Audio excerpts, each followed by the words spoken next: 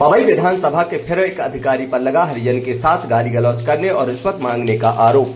पन्ना जिले खासकर पवई विधानसभा में इन दोनों अधिकारी पूरी तरह निरंकुश हो चुके हैं। उन पर न तो किसी का अंकुश है और न ही उन्हें किसी का भय है और न भी उन्हें कानून की कोई परवाह है। कानून को ठेंगा दिखाकर अपने मनमाने तरीके से वह शासन व्यवस्था का संचालन कर रहे हैं। यही कारण है कि आए दिन यहाँ के अधिकारियों पर, छोटे तबके के कर्मचारियों और आम लोगों पर अभद्रता करने, गाली गलौज करने के आरोप लग रहे हों। चाहे वह पवई नगर परिषद के अध्यक्ष पर हो, चाहे शाहीनगर के एएसआई द्वारा गाली गलौज करने का हो और चाहे पवई के बीएमओ के द्वारा सौरभ वाल्मीकि पर अभद्र भाषा का उपयोग करने का हो।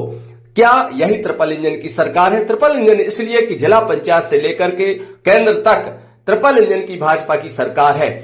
इसीलिए बनाया था कि ताकि बाहर के लोग आके हम पर शासन कर सकें। क्या हमने क्षेत्रीय विधायक इसीलिए चुना था कि क्षेत्र के लोगों पर बाहर के लोग आकर, बाहर के अधिकारी आकर निरंकुशता पूर्वक अभद्र भाषा का उपयोग करें। और यदि ऐसा नहीं है तो क्यों जांच नहीं होती, क्यों पब्लिक के सामने ऐसा नहीं बताया जाता कि आखिर ये मामला क्या था और क्यों लगातार एक बाद एक, बैक टू बैक ऐसे आरोप लग रहे हैं जैसे कभी नहीं लगे हैं। हो सकता है एकाध मामला झूठा हो, लेकिन लगातार ऐसा हो रहा है। और यदि ऐसा नहीं है तो क्यों सौरभ वाल्मीकि को नियुक्ति नहीं दी जा रही है?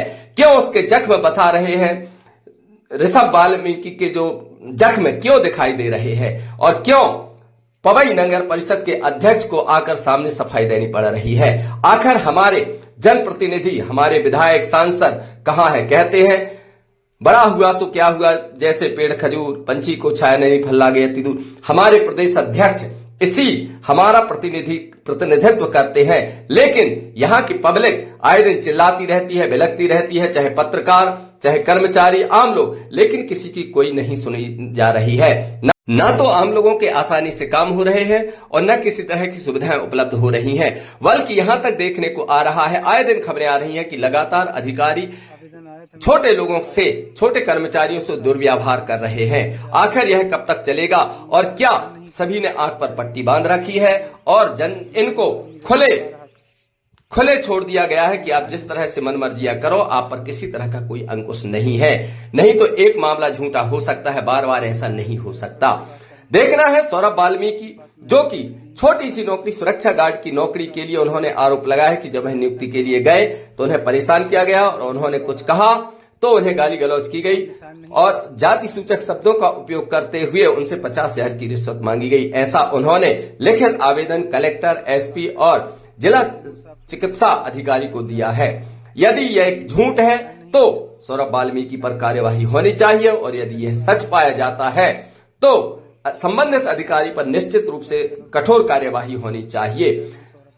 मामला सामने आता, यह समझ में आ रहा है कि आखिर इन्हें नियुक्ति क्यों नहीं दी जा रही है, एक छोटे से कर्मचारी को इतना परेशान क्यों किया जा रहा है। देखना है कुंभकर्ण की नींद से कब तक हमारे प्रतिनिधि और प्रशासन जागेगा और कब उन्हें न्याय मिल सकेगा। फिलहाल रियल न्यूज 30 से देवकीनंदन सोनी। इन सभी खबरों पर आपकी क्या राय है, कमेंट्स बॉक्स में जरूर लिखें और चैनल को सब्सक्राइब और लाइक करें। कंपनी से आवेदन आया था मेरा सुरक्षा गार्ड कर्मी का। बीएमओ साहब के पास मैं 2 से 3-4 बार गया हूँ, तो बीएमओ साहब ने साइन नहीं किया। बोल रहे थे कुछ खर्चा पानी लगेगा, तो मैं गरीब आदमी दे नहीं पा रहा था, तो साहब ने साइन नहीं किया और गाली गलौज दे करके बात कर रहे थे। मेरा नाम सौरभ वाल्मीकि।